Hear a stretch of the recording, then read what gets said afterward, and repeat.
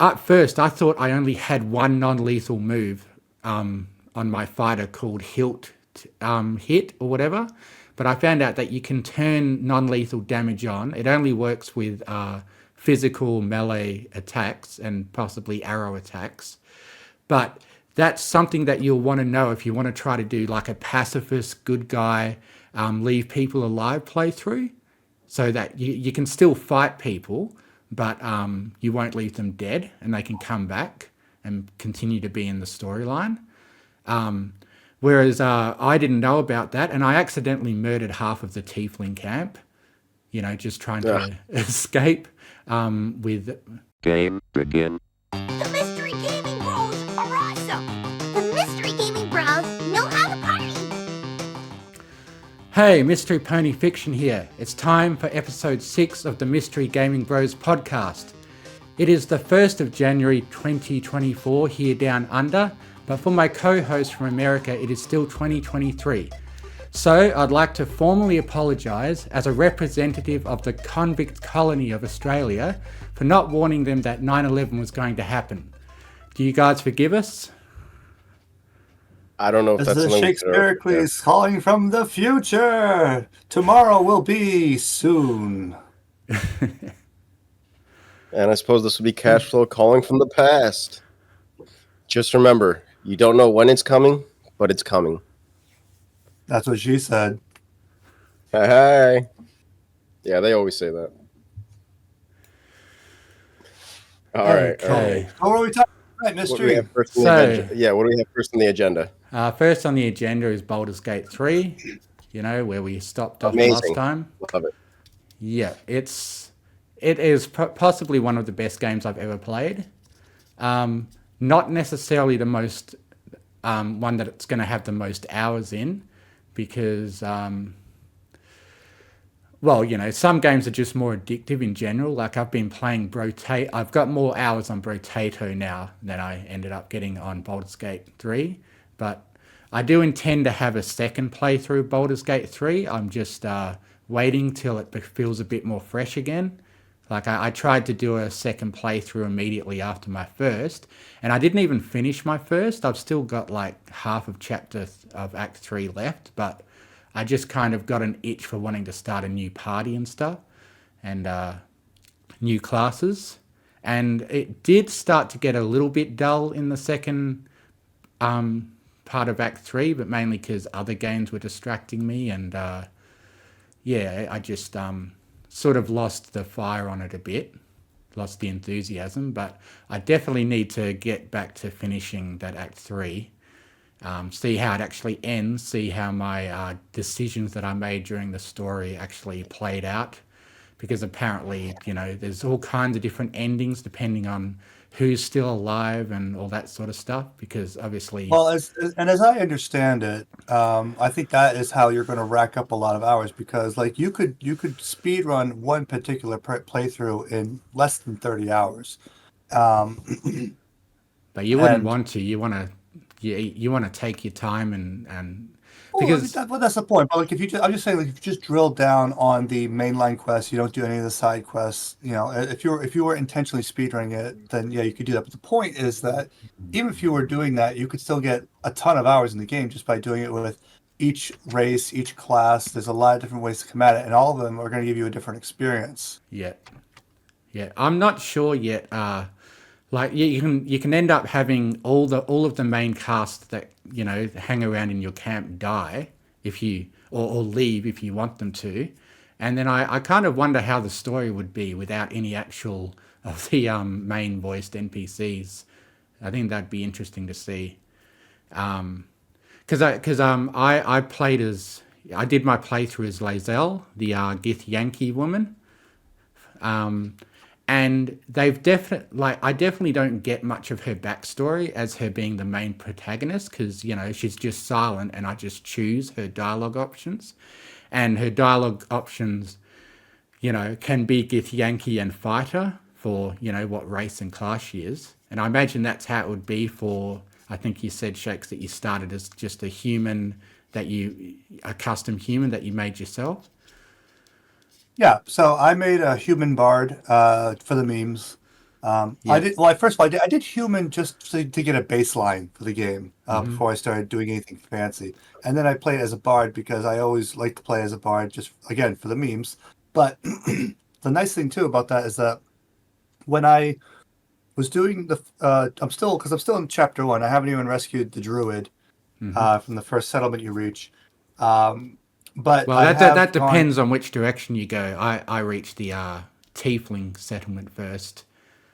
Well, that's what I'm saying. Yeah, that's the first settlement that I reached where they had the. Well, I don't know if it was the tiefling settlement, but it was supposed to be the druid settlement, and they were going to close it up. Oh yeah, yeah. Like The druid settlement's next to the tiefling settlement. all right. So, like, I'm not trying to get too spoiler, but at some point a character is missing, and you have to go try and find them. And then as you go to find that character, you find one of the other playable bards. I believe they're one of the other playable bards because you can send them back to your camp. Um, and the interesting thing was that there's a lot of times when you'll be playing the game and you'll have a dialogue option that comes up based on your class. So as a bard, I was able to have basically a rap battle with the other bard. Cool. Yeah. And like if I was playing any other class, I wouldn't have been able to do that. And I'm Yeah. sure that there's all these options for all these other classes. So like it really it encourages you to play through the entire game. Even if you could play the whole game in 30 hours, Yeah. then you have what 8 classes. Yeah. So even if you speed run as all the other classes, then you're still looking at like over 240 hours. Yeah, like for example, like I have a lot of unique things that happen because I'm a fighter. You know, whether it be like teaching someone how to fight properly or giving people fighter tips and stuff like that. There's definitely like a lot of dialogue that they put in, or dialogue options that are all different depending on your race and class and yeah, all kinds of things like that. And what I'm interested in possibly doing next time is doing a purely evil playthrough, possibly genocidal playthrough, and I think that's actually a viable way for the story to go. And that would be really interesting. Well, yeah, I mean, I've And always just seen what you. yeah, sorry. One thing I just wanted to give you guys a tip, which I didn't know, which kind of sucked for me, and that's that you are able to go into your inventory and turn, or it's in your toolbars as well. There's an option to turn what is it? Non-lethal damage on. At first, I thought I only had one non-lethal move on my fighter called hit or whatever, but I found out that you can turn non-lethal damage on. It only works with physical melee attacks and possibly arrow attacks, but that's something that you'll want to know if you want to try to do like a pacifist, good guy, leave people alive playthrough, so that you can still fight people, but you won't leave them dead and they can come back and continue to be in the storyline. Whereas I didn't know about that, and I accidentally murdered half of the tiefling camp, just trying to escape with... Yeah, there's someone that you can rescue from there if you choose to. And I was trying to be a nice guy and rescue someone that they were keeping in their prison there. And I unfortunately had to murder half the tieflings on the way out. But if I knew about the non-lethal damage toggle, then I might have been able to get through that situation a bit more peacefully. See, now I've run into a similar situation. Well, it's not that similar, but like when I'm trying to rescue the druid from the goblin camp, I think the problem is that I've gone there at too early a level because, and I've looked at guides online, and it really seems like there's no way to get out of it without having a fight. Because I was able to talk my way through, like lie and persuade and whatever as a bard with like a 19 charisma. I was able to do all that and get to the prisoner, and then the druid is disguised as a bear. But then at that point, a fight starts no matter what. And I can either have the bear as an ally or as a third combatant party, and it becomes like a three-way battle, and the bear may or may not end up attacking me in that case. But but I really wanted to try to get through the game with as little combat as possible. That's just my personal challenge, because as a bard, my tactics is my words. I want to be able to lie and persuade my way out of these situations, even though I've got a fighter and the lizard lady. I've got the protector and the lizard lady. Githyanki I, lady. I haven't played the game long enough to get familiar enough with them, but So who's the other character you have other than the Githyanki woman? Your protector that you start the game with. The protector, the cleric chick, Shadowheart. Yeah, Shadowheart. Right. Yeah. Yep. Yep. Yeah, So you haven't forget met the fire lady or the warlock. No. The warlock Nope. with the rapier. Okay. I know for us, me and my buddy were going through a playthrough right now, and we just got last night the necromancer, and there was somebody else. Let me double check the text. I ended up knocking out just before we got him. Yeah. But there's two people. Another thing, yeah. I set off a mad trap in the sarcophagi quarters. That was not good. Let's just say it didn't end well. Oh yeah. By the way, have you guys gone through the crypt and gotten that ability to change your class and stuff? No. Okay. Not yeah. yet. Yeah. There's a side quest to the right of the Githyanki. Sorry, I meant Tiefling camp. That will unlock the ability to change the race and class of any of your characters. Maybe just class, but yeah. It allows you to, if you don't want your Githyanki woman to be a fighter, you can make her whatever you want. I made her a ranger for my second playthrough instead of a fighter. And so that's something you might want to know if, you want to maybe play with different classes. And also, you notice how on the start screen, you can pick those different origin characters. And they've each got their own specific stories. And you can find them and have them join your party, all those origin characters at the start. But there's one called the Dark Urge, which is only playable as the main protagonist. You can only play as him if you choose him as your main character. And what's really cool about him, because I've only played like a little bit of him on my attempt at a second playthrough, but what's really cool about him is that he has a very original story that is designed around being the main character. Like, it would be hard to say much without spoiling stuff, but there are things like the Dark Urge is literally this. Well, no, from what I've heard, and this is just from the general advertising of the game, is that the Dark Urge is supposed to be like this voice in your head telling you to do horrible things all the time. Yeah, exactly. You have to decide whether or not to go along with it or to resist it. Yeah, it might be like a hard mode because it highly encourages you to be evil. And I started off a playthrough with him trying to be good, but constantly having bad things happen. Like he blacks out and bad things happen. And I try to keep being good, but I might try embracing the dark side in this playthrough and sort of letting it go where it goes. But yeah, he might be a sort of hard mode character kind of thing where, things just keep going to shit for him. Well, I don't know for sure if it's a hard mode or not. I mean, it's definitely a different mode. But it seems to be make him as the main character is probably a really good way to play it because it's a lot more original to any of the other characters.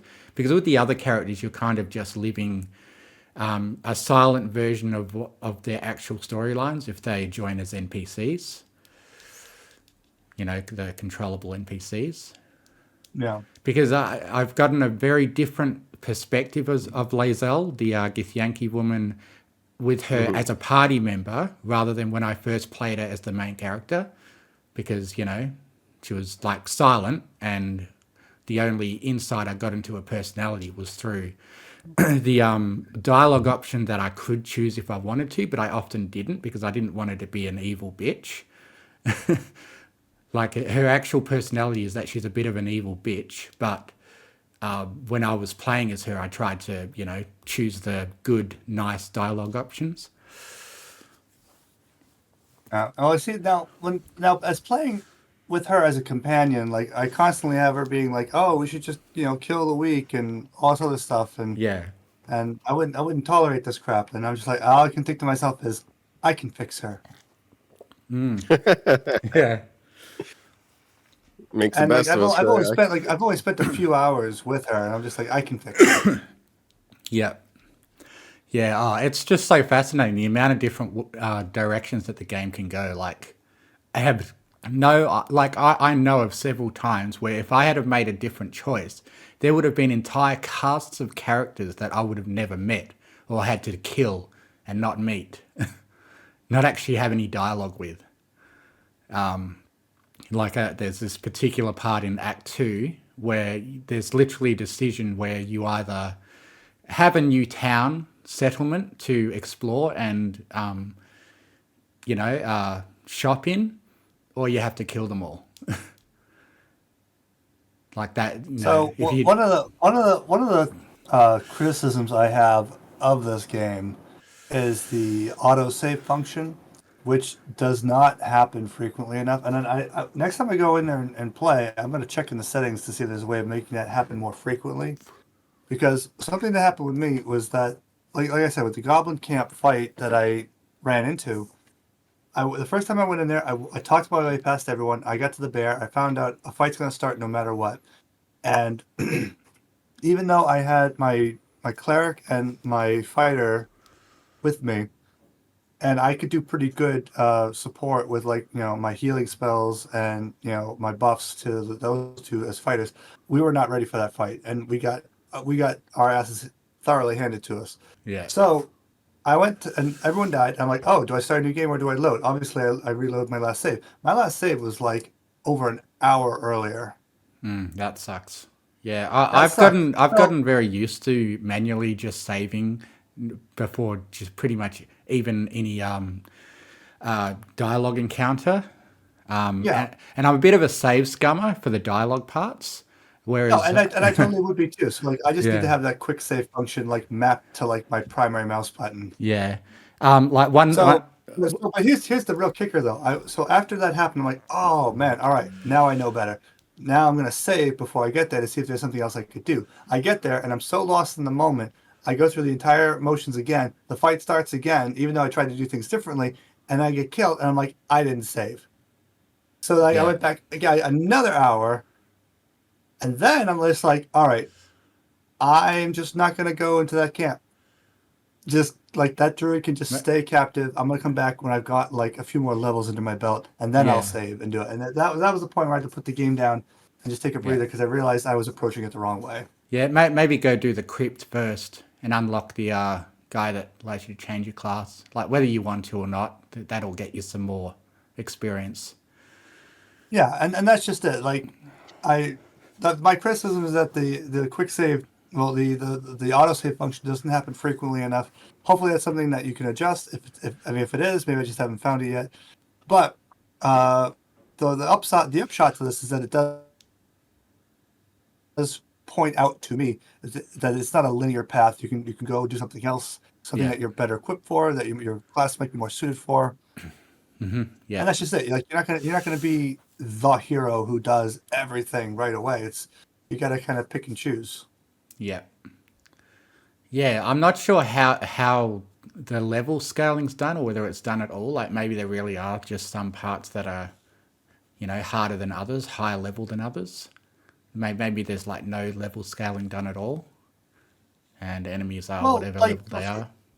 even the online guides say that if you have this combat encounter in the middle of the goblin camp, the just the sheer number of enemies that you're going to have to slog through, you're going to burn through your healing potion resources Yeah, and all of your healing spells, and it functions just like D&D, where you've got spell slots and you're going to exhaust them until you take a long rest, which you yeah, can't do in the middle of a hostile environment.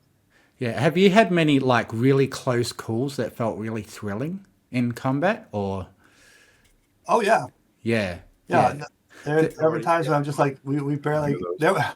Okay, so I had my two fight. The second fight, even though we all died anyway, there was a point in time where, um, okay, so the first time I attacked the goblins to defend the bear, and the bear became my ally in the fight, and that did pretty well. The second time, I didn't attack the goblins because I was hoping they were just going to fight amongst themselves and we could just escape. But what ended up happening was the combat started anyway.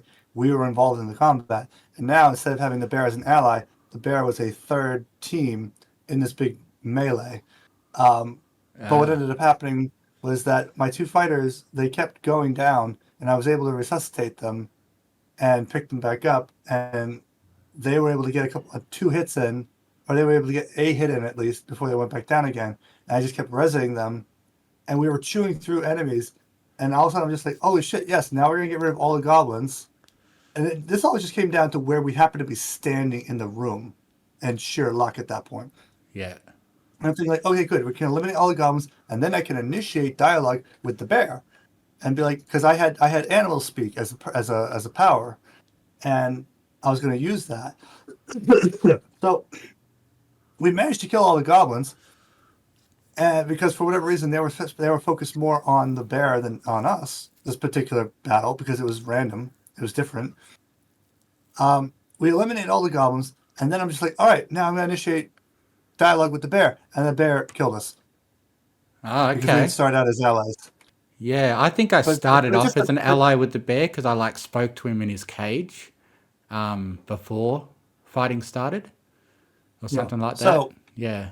But the fact that we were able to get through all the goblins, and that was just in that one room, because I know that once we got out of the room, the rest of the goblin camp was going to turn into a combat encounter as well. Yeah.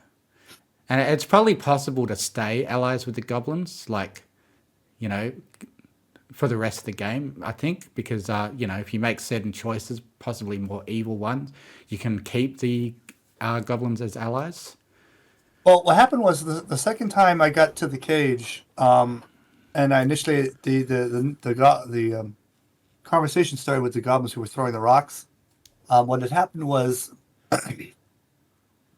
they were we had I had the option of saying, "Hey, stop throwing the rocks at them," or leave them be, which I thought was just back out of the dialogue option, and then I could reinitiate it. But if you back out of it, the bear breaks out of the cage anyway. Like he just chooses that moment when you happen to be standing there. So I realized I hadn't saved the game, and now I was past the point of no return where combat was inevitable, and then I realized I had to just load the old save and I had to redo an hour of work, and that like I said, that was when I had to like walk away from the game for a bit because I was Yeah. frustrated with what had happened. Yeah. Cash, I think we should give you a chance to speak for a bit. Well, I just literally started playing the game yesterday, so I haven't gotten too far in. We did get a what was her name? We got the necromancer as well as Lazia. Lae'zel is the Githyanki Lae'zel. woman. Yes, and we lost one of our encounters yesterday. It was basically we had allowed one person to live, and she told I don't know how many other enemies to join the fight, and they basically whittled us down. So that was something that we had just experienced yesterday. It was I forgot which way we went exactly, but it was someone that was planning on raiding the ship that had gone down in the first act. Oh, I know what you're talking about. Yeah, there was one you know person. that There was a place? guy dying on the ground who was also infected, and there was the other two people there who were like, "We're looking for survivors from the ship crash," and I'm like, "Oh yeah, we're survivors from the ship crash." Like, holy shit, you are? Kill these people, you know? I'm like, well, that's real polite. Yeah. So that first encounter, we actually had managed to lose somehow. I think it was just a mix of bad luck as well as low health. We weren't expecting the fight. Yeah. And despite the second time we got into it, we managed to play it a little better. We used some more of the what's the term, throwables that we had. You used a bit more of our spells, and it worked out pretty well. Yeah. Yeah, I mean the game has a pretty decent tutorial as far as like knowing how to use the user interface, and I'll give that credit. But the more I look at my inventory, the more I realize I am just completely underutilizing so much stuff. Like there's Oh, yeah. throwables and there's other potions. Like I just learned to like go into like to right click on my weapons and dip. I'm like, dip what? Oh, Oh dip it yeah. into poison. You know, it's like Yeah, yeah. Don't worry. the game doesn't tell you. I The game haven't. doesn't tell you that much. Yeah, I haven't used that stuff much either. I think that's more stuff you have to go into if you go to the highest difficulty level. Then you've really got to start utilizing every possible resource you can. Whereas this, the normal difficulty is fairly forgiving in you not engaging with every system in the game. Yeah, I mean, like I want to. I don't want to feel like I have to. Like I Yeah, remember like when I was playing in The Witcher, you could if you knew what you were doing, the fights were easy. But if you didn't know what you're doing, the fights were still winnable, but you were gonna have a rough time of it. You know. yeah, Whereas I don't want to be I don't and yes obviously I know on like nightmare difficulty settings, like those are the ones where it's like you have to know what you're doing and you have to do it perfectly or else you're gonna die. Oh, Like do I you? understand that's why D- no I'm just saying that's uh, why that difficulty setting exists. I'm just playing yeah, a normal mode. I want to have the out of the box intended experience from the developers first time yeah. through. Now I always do that with any game before I mess with the difficulty settings or anything else, or before I do any kind of modifying. The first time I played Skyrim, it was unmodified, and I was like, "Wow, this needs to be modified." Yeah, yeah, I've had a lot of times in the game where it got extremely close, and I was like absolutely ecstatic that I survived. Like in the crypt, one of the first major battles I had, I literally had to revive each of my party members 3 times with 1 HP, while keeping my last guy with decent HP in the corner. And I managed to win that fight by the skin of my teeth. It was like, everyone was, down and unconscious, and I only had one guy left to make one last attack against an enemy and managed to win. And there was also this boss in Act 2 that I literally was down to just my wizard left alive. And he had all his spells used up, but I managed to kill the boss with one final fire cantrip. It was like down to the wire like that. And that was like, Yeah, whoa, that felt really satisfying. it is good, to strike that balance where you can be riding that edge and feel like you've just barely won, and it gives it that sense of thrill. Um, but like that's not something that I would want to be experiencing all the time. That would be too stressful for me. Yeah, yeah, You it would know. be. Yeah, not every fight was that close. And you, okay, not to make, uh, to try not to go into spoilers, but I made some decisions that gave my characters extra powers.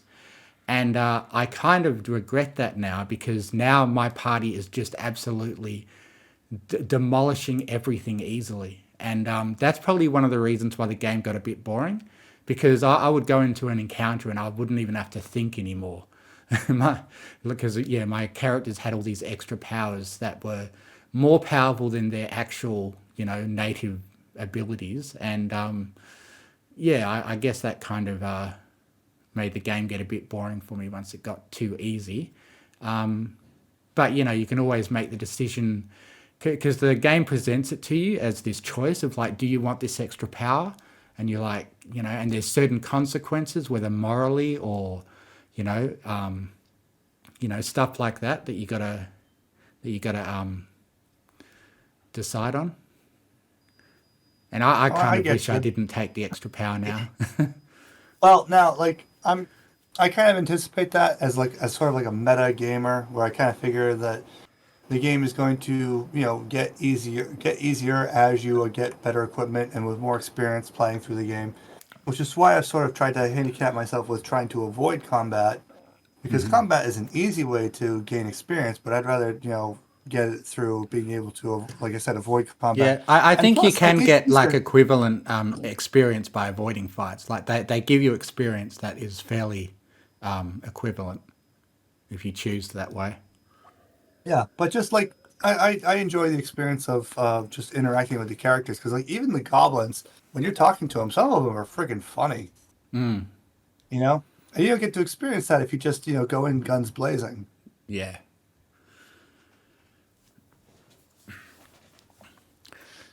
And So anything else you want to I don't say, know. Cash? Not currently. Not currently. I Yeah, still haven't I, played it. I haven't played too much of it, so I Mhm. feel like my input isn't quite as I'll certainly have more to as say far. about it. Like once I've had more time to play it, he and Yeah. I, both of Right. us. So we'll save that for the next show. Yeah.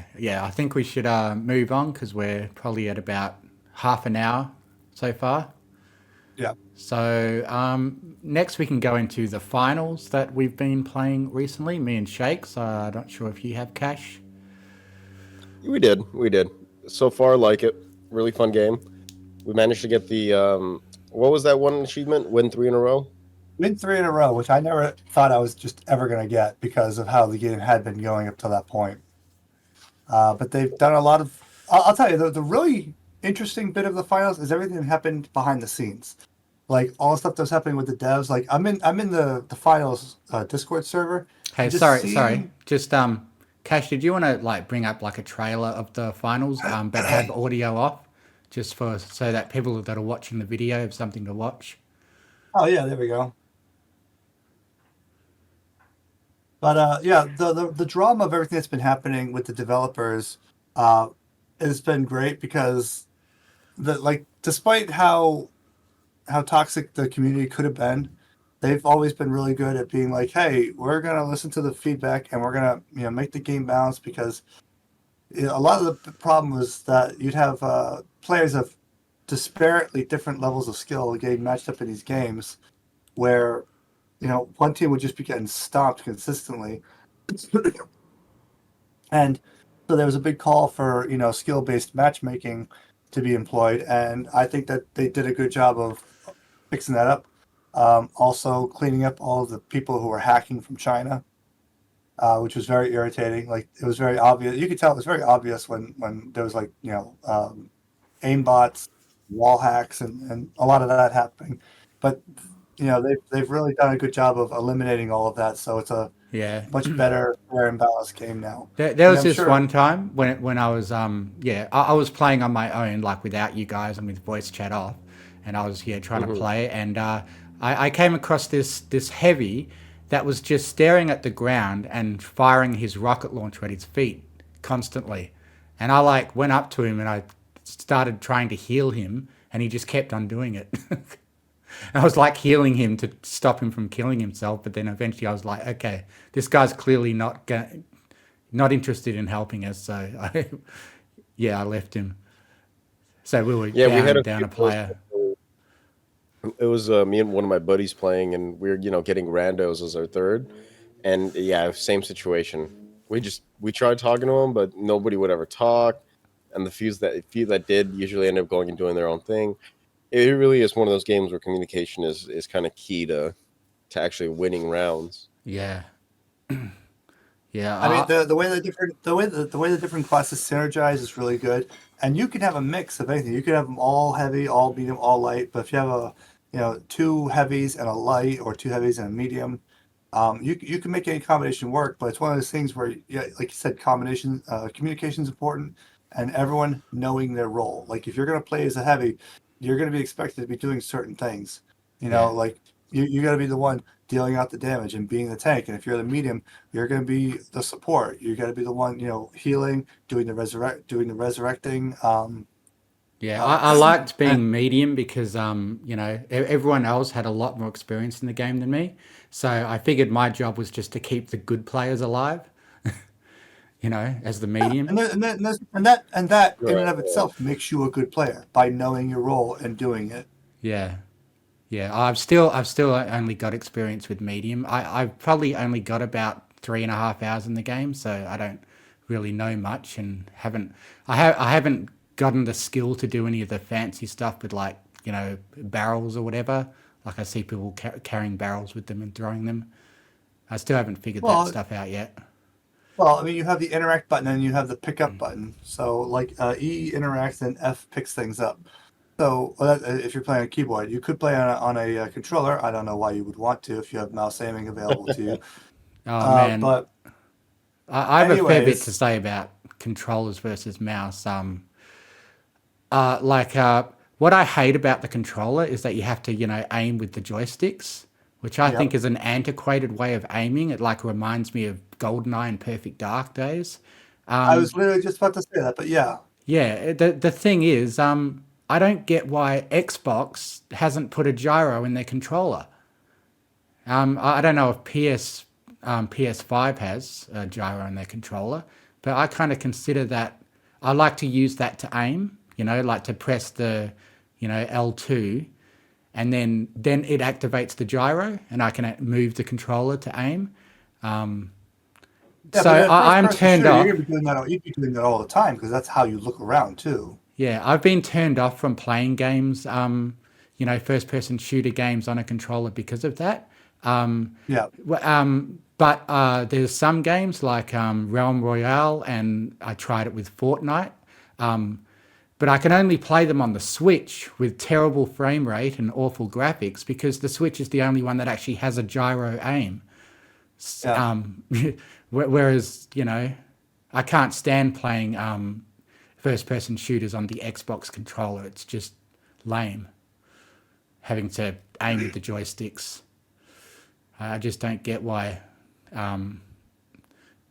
Xbox hasn't put gyros in. It makes first person shooters, it Yeah. makes you at a Well, huge and disadvantage. honestly, it's not a problem until you come into the topic of crossplay. So, Yeah. if you had everyone all playing, like when I was playing Halo back in the day, it was 16 people on 4 Xboxes all hooked up at a LAN party, and everyone had a controller for aiming, and that was just how we played. And everyone had that same, I would say, handicap. It was a level playing field. But now we have cross-platform. Some people are using controllers to aim, and other people are using mouses to aim, and you can tell the difference. Some people are really freaking good aiming with the controller, and good for them. But for most people, it's a lot easier to aim with a mouse, and that does present a hardware advantage. And that's one of those privileges I'll acknowledge as a PC player. Um, but the thing I will say though about the finals, it's a fun game. I love it, but it's one of those things you really can't play a lot of in one sitting because it is a high octane, high energy game that, like, if I've been playing it for more than, I would say, an hour, I'm just going to get burnt out. Like, it's exhausting to play it because it's so Yeah. fast, it's so frenetic, Yeah. and it requires your complete attention. Yeah, I'm probably not gonna play much more of it. Like I kind of get pissed off with games that have battle passes, and yeah, I don't know. I'm probably not very good at it. Well, all right. So here's Yeah. here's my take on the battle pass, because this is sort of a meta conversation regarding it. I like the way that they're employing the battle pass in the finals thusly. The finals is free. It's free to play for anyone to play it, and the battle pass does not offer any explicit advantage to the gameplay. Like, all it is just it's cosmetic items, or it'll give you slightly earlier access to the same weapons that you could get without the battle pass, just by playing with more time. Okay, well And it that just sounds reasonable, but it still makes and me that feel bad when I go in the game and they're like battle pass level whatever. If you pay the gems, you can unlock these rewards, and it just makes me feel bad. Feels like I'm missing out, even when it's cosmetic. But I do appreciate that they are keeping it that way, and that there could be way worse ways for them to do it. Like Yeah, no, there's absolutely no pay to win in the finals, and that's something I that's respect. good. It's cosmetics, and some of it is about buying time, because for some people like me, I work full time and I come home and I can only play for like an hour or so, and some of these kids, they're on winter break, they're playing 10 hours a day, and they can unlock way more than I could in the amount of time that I have. So what I could do, since I have a full-time job and they don't, I could pay money for the battle pass to advance faster. I'm getting the same stuff they're getting. I'm just getting it sooner by paying money for it. And that is how the game monetizes itself. Because you got to remember, the people who made this game, the company that made this game, they need to make money from it. Yeah, And by monetizing the game in this way, they can make it so that everyone can play, but the people who have the money can give the money. yeah. Anything else Right. you And want to I mean say, that Cash? also comes I was going to say that that actually also helps, keep the game. I'd say that's. I mean, we don't really like it, but at the same time, it does help keep the game in a sense from raising the initial price. We've talked about last time how games realistically should cost around $70, and we're going to see that more and more coming around. But I mean, part of the reason, well, it's possible that part of the reason why it hasn't gotten there even yet is because we've seen more and more microtransactions, I guess you can say, occurring within the game itself. Yeah, battle passes, paid DLC. The idea of it is that more people can buy the base game at a lower price, and then the people who have the money can buy the accessories to it. Yeah. Right, right. And I think That's that's the a pretty reason good why point some to have. vehicles will have like a luxury edition version where you've got like full leather seats with heating and all that other crap thrown into it, and it costs twice as much because there's people who can buy that. Yeah. But the idea is that Sorry. yeah, Yeah. it's a good monetization model. I like it. I think it's good. And when it comes to a PvP game like this, as long as you can't buy an advantage in the game, then there's no problem. Yeah. Okay. If there's do you just want to say anything more about the game itself? Because when it comes to microtransactions, I think I have a fair bit to say about that when I start talking about Diablo 4 on my agenda. Path of Exile and Diablo 4. There's a lot to talk about those in terms of monetization. So anything else you just wanted to say about the finals as a game? No, I mean the game itself is really fun and it's free to play, so everyone owes it to themselves to check it out and play it, Yeah. and decide if they want to get the battle pass to support the developers, because the developers have been really hardworking. They've been very responsive. They've had a great open line of communication with the players, so they deserve they deserve to have the game be supported by the players. Yeah. All right, cool. Now the next game on the agenda, I think I like more than the finals personally. I think it's one that I'm going to want to come back to more. And that's Crab Champions. It kind of reminds me of why I like Brotato so much. It's a roguelike, roguelite where, you go through a run and you choose upgrades and stuff. You open a chest at the end of each round and you choose an upgrade and you try to like stack upgrades if you're trying to go with a certain build. That's very much what Brotato's about, except it's single player. But it looks like Crab Champions is a really good implementation of that roguelike concept in multiplayer. I've had a lot of fun playing it with you, Shakes. Yeah. So the great thing about Crab Champions is that it takes that Vampire Survivor formula of starting out with starting out low level and then getting more powerful as you go along, and then having the difficulty of the enemies increasing as you play as well. The nice thing about it is that it's multiplayer. It was multiplayer up to 4 people. They now have it as available with up to 6 players supported. And it's just good fun because it's all there. There is a small PvP mini game, but the bulk of the game is just multiplayer co-op versus the environment, and that just makes it really fun because when Hey, Cash. lose... Sorry, Cash. Did you want to switch to some footage of Crab Champions now? Oh, that's probably a good point. In Crab Champions, it's fun because it's silly looking.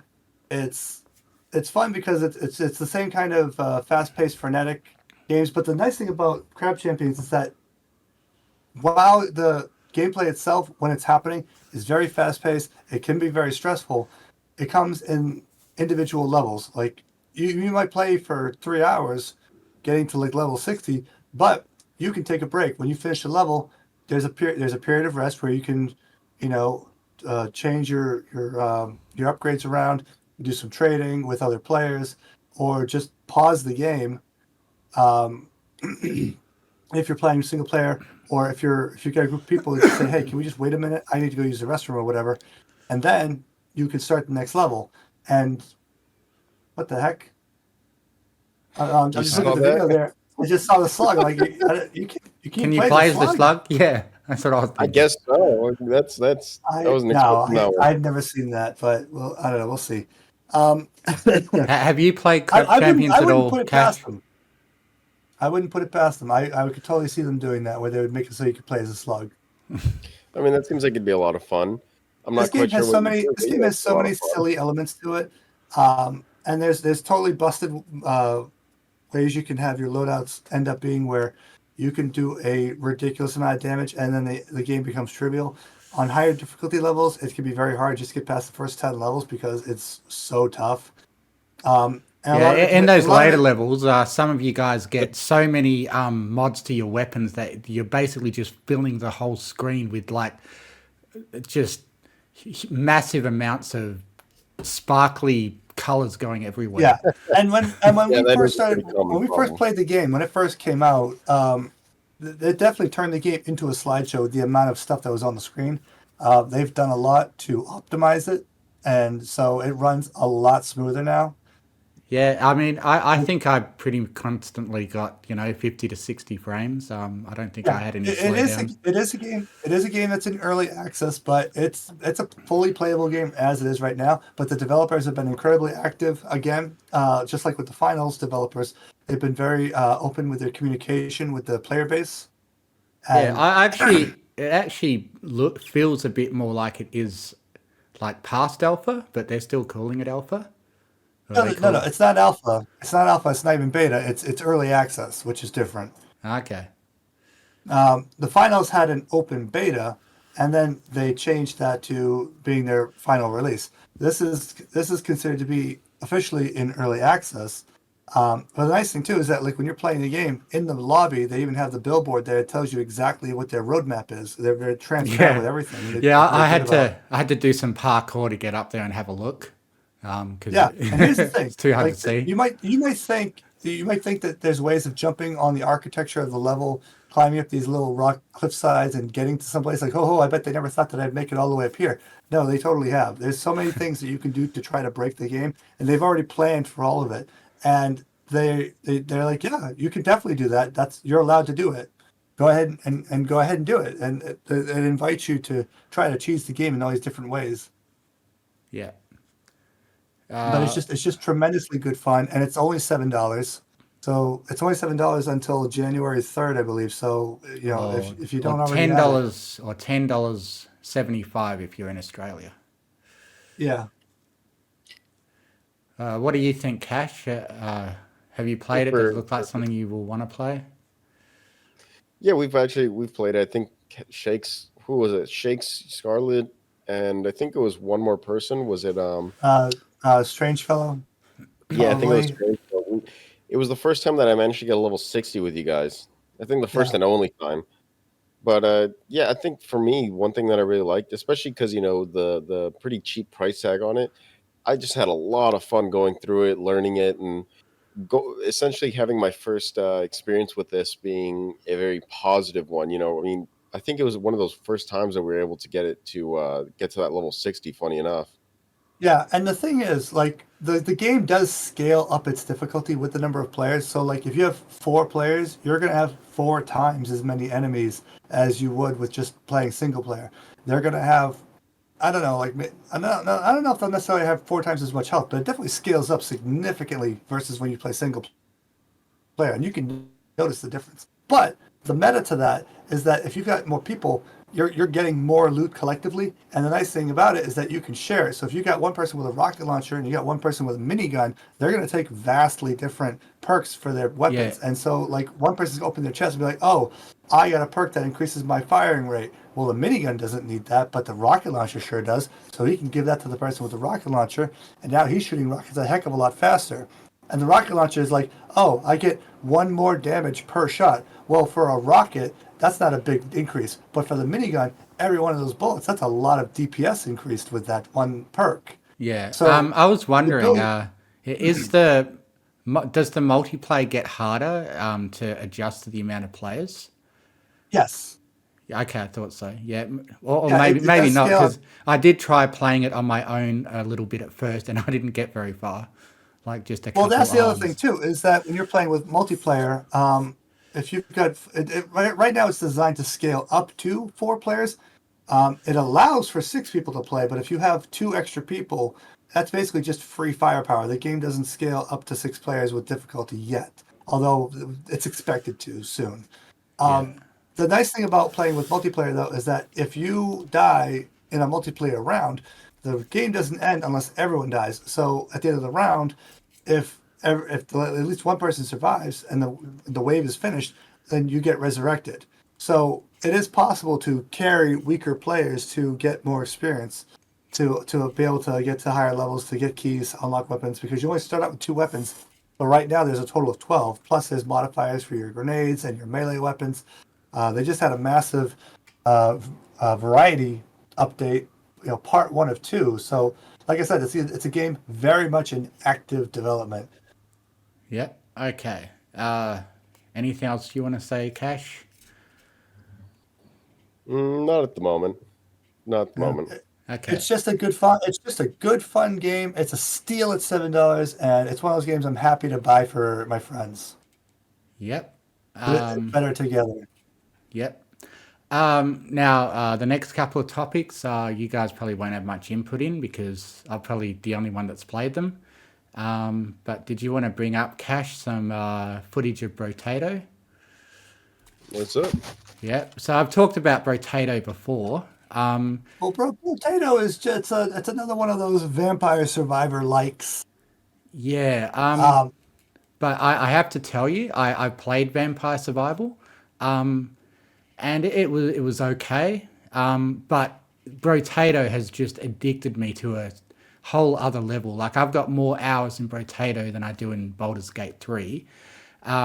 It's very simple. I'm not sure why I like it so much because there's only like 3 different end bosses, and it seems on the surface to be very, very basic and very samey. But I've let's managed. operate on the assumption that most of our listeners have played Vampire Survivor because it's pretty much everywhere now. Yeah. What would you say is the thing that defines this versus Vampire Survivor? Like, what makes this what differentiates this that makes this better? Look at if you look at the screen now, you can see all these stats like very plainly laid out. It can be like I'm not very good at math, but I do like to, crunch the numbers in terms of like, stacking up and trying to find the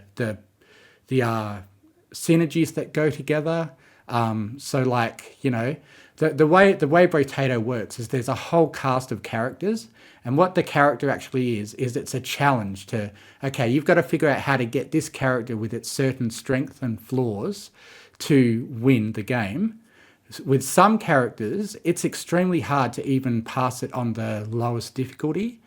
And like what happens is, you've got a character that's got certain strengths and weaknesses, and then what you've got to do is as you go to the shop and find items, or like find free items on the battleground, or go to the shop and buy items, you've got to decide what strengths and weaknesses to try to crunch the numbers on. It's like, okay, this character has like minus 100% damage if he uses anything other than melee weapons. So you've got to avoid ranged weapons and try to focus on just getting your melee damage up. And it's just stuff like that. Like each character's got their own challenge, and some characters are a lot harder than others. Some characters I breezed through in one playthrough, but it took me like 115 hours to complete every challenge in the game, to max out the Steam achievements, which is the only game I've ever managed to do that with.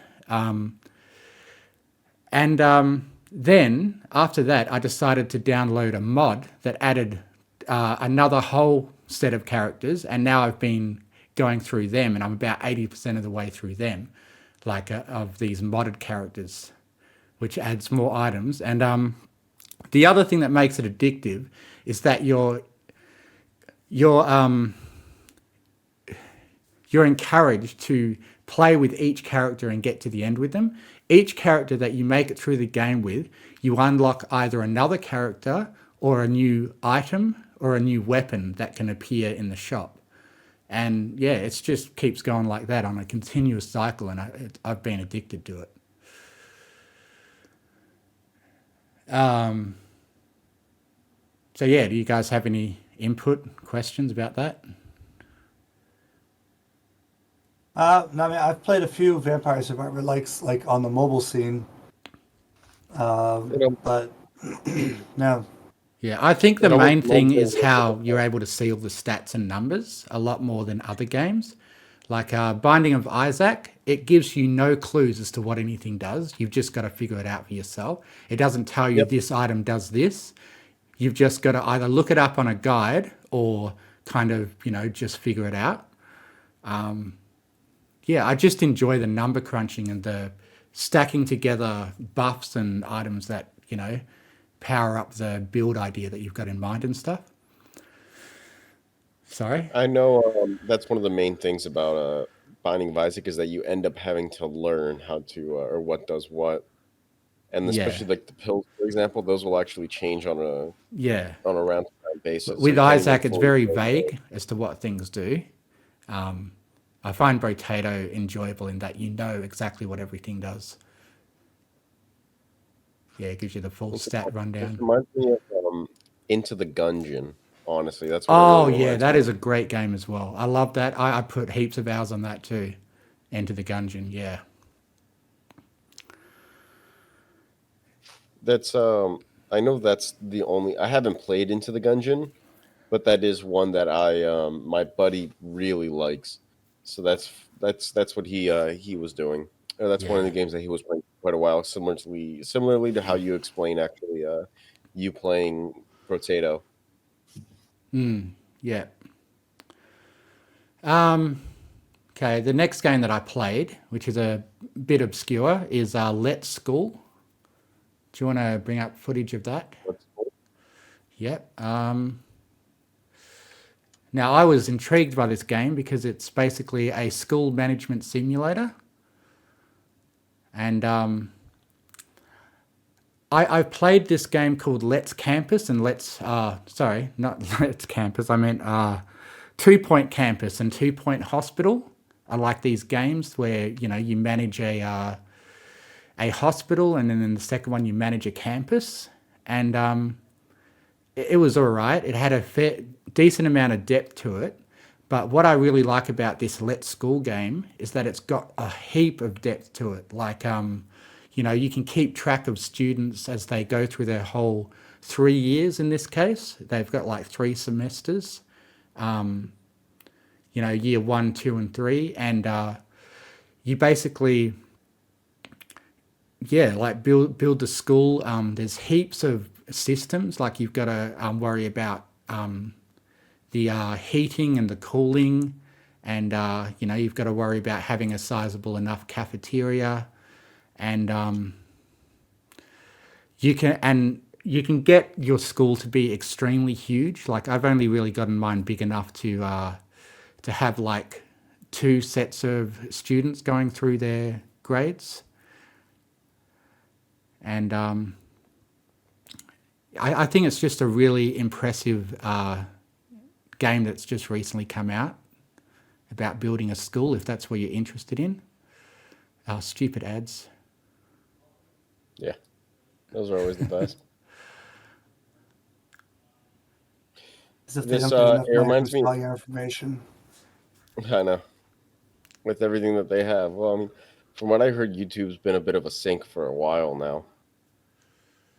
But what I was going to mention was this reminds me of those prison architect type games. Yeah. That I would compare it a lot to Prison Architect. There was a game called Academia something, which is a very similar premise to this, but I think this does it a bit better than Academia, whatever did. Academia looks like Prison Architect in terms of its visuals. Yeah, this one's got slightly better visuals, like very polygonal, very basic. But they just get the graphics down to be functional, and then they put a lot of depth into the actual running of the school itself. You've got to worry about having management departments that. And there's like this management department map that you bring up that you have to, try to figure out, which managers are going to operate which parts of the schools and stuff. So like this is right at the start of the game. You start off with a dilapidated building and you sell off the junk, and then you sort of start, the tutorial starts and teaches you. Yeah, the tutorial will come in each time it needs to teach you about a new mechanic, and there's lots of them, eh?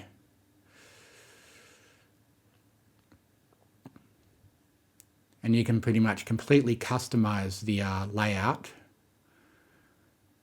That makes sense. and add to the layout as you wish.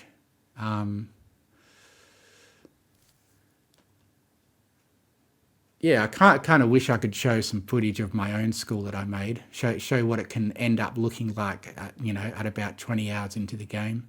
But I don't know. Maybe I could organize that. Record some. I was gonna say at some point record some of your own gameplay. Yeah, well, not. I don't know. Maybe take a screenshot, but nah, that'll be too much to try to do in the middle of a podcast. But yeah. Yeah, Just thought no, I'd, not adding it this time, for next time, or at least for the next games you play.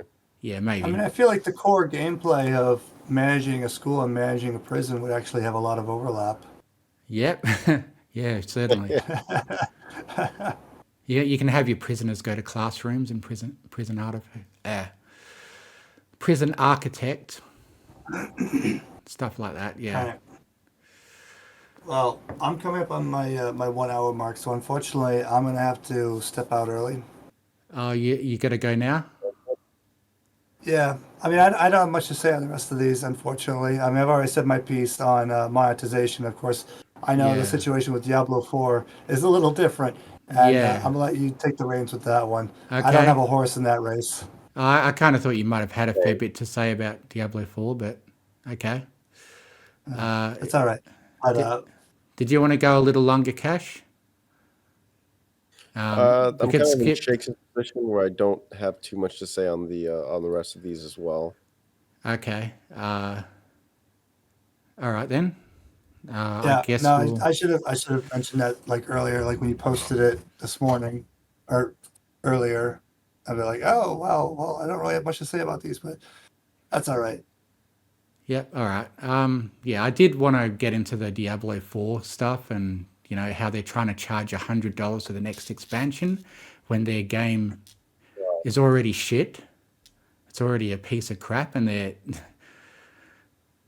got terrible monetization, and now they're trying to charge $100 for an expansion.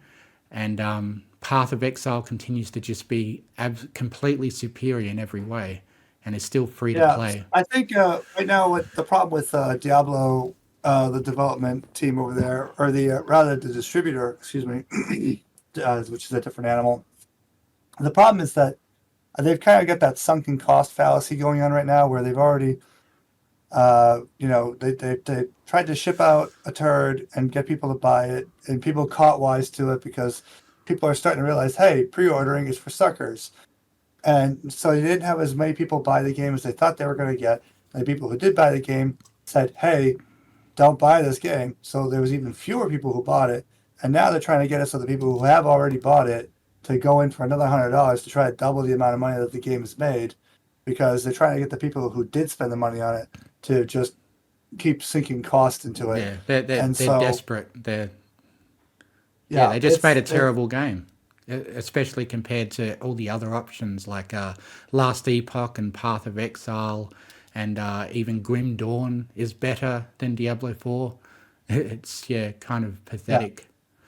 And here's the thing: like when I was going to get Baldur's Gate, at one point I was offered an opportunity to pirate it, and there's plenty of opportunities where it's like, oh, a free game, why not? But with Baldur's Gate 3, I really wanted to monetarily reward the developers for having made a good game. Yeah.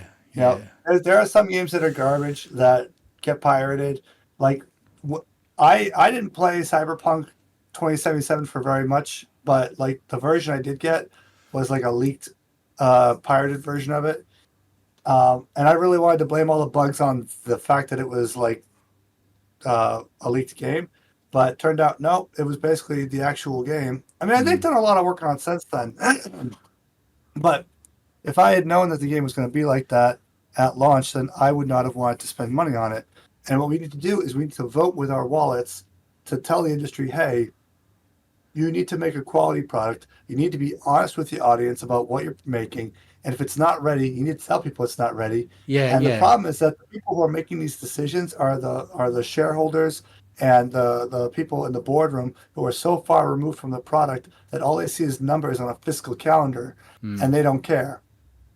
Yeah, And did you see the now they're learning the hard way with stuff like this, with the Diablo 4 DLC, Right. that they're going to try and push this, and it's not going to work.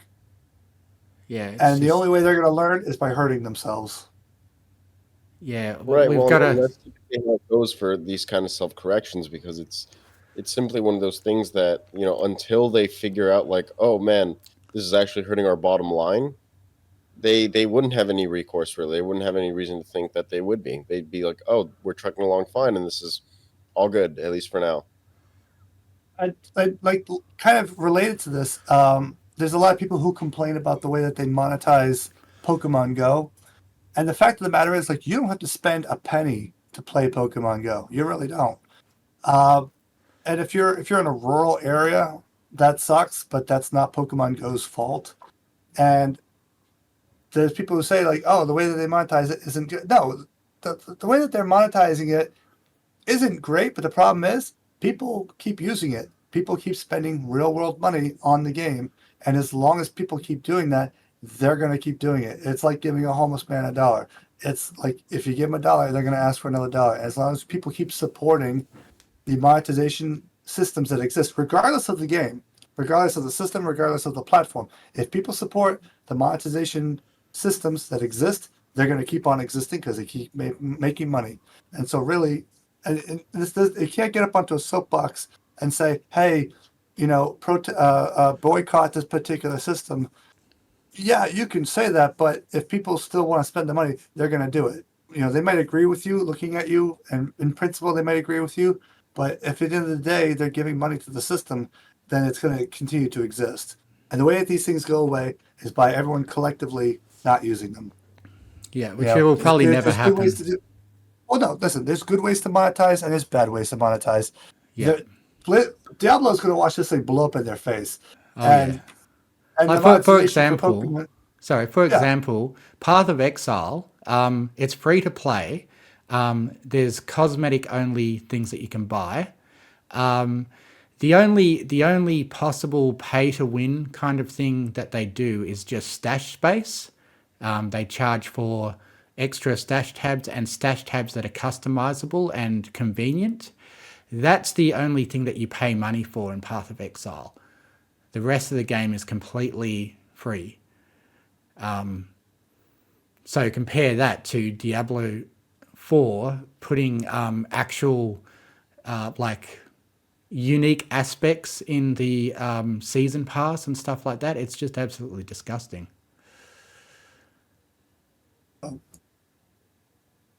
but yeah, at the end of the day, it's just we have to wait and see for them to realize that they're going to pour all this effort into making this content, and they're not going to get enough return on it. They have to realize, by hurting themselves, by having people not spend money on it, that this is not the way to do it. All right. Well, thanks. We managed to get that talk through with. So I guess I'll see you next time, Shakes.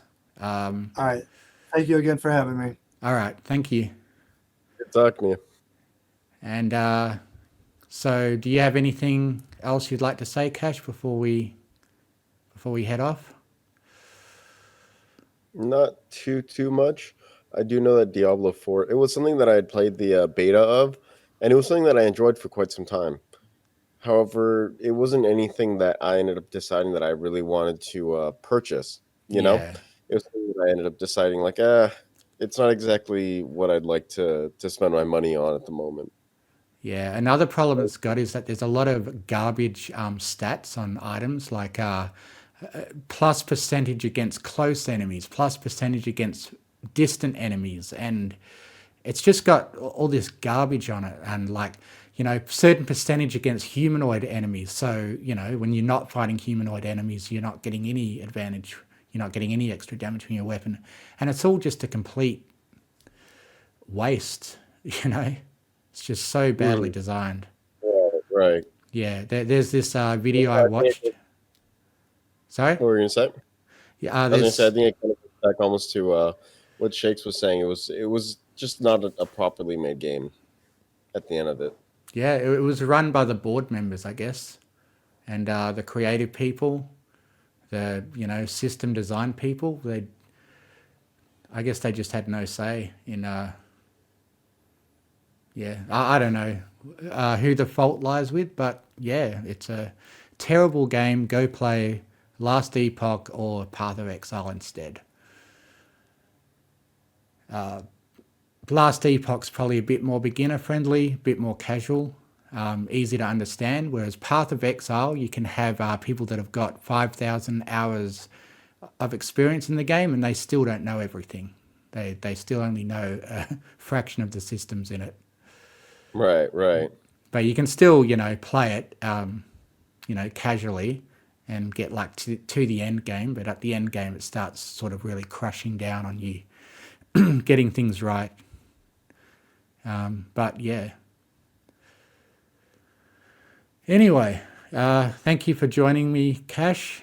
I'll see you next time. Sounds good. I appreciate it. All right. You have a good one. Sign out, and we'll find out what person I've gotten to endorse the podcast this time. I can't wait. All right, catch ya. Have a good one. Ho, ho, ho! Merry Christmas! It's Santa Claus. I love listening to the Mystery Gaming Bros podcast. When I'm riding on my sleigh delivering lumps of coal to naughty children. What they don't know is that it's not cold. It's my frozen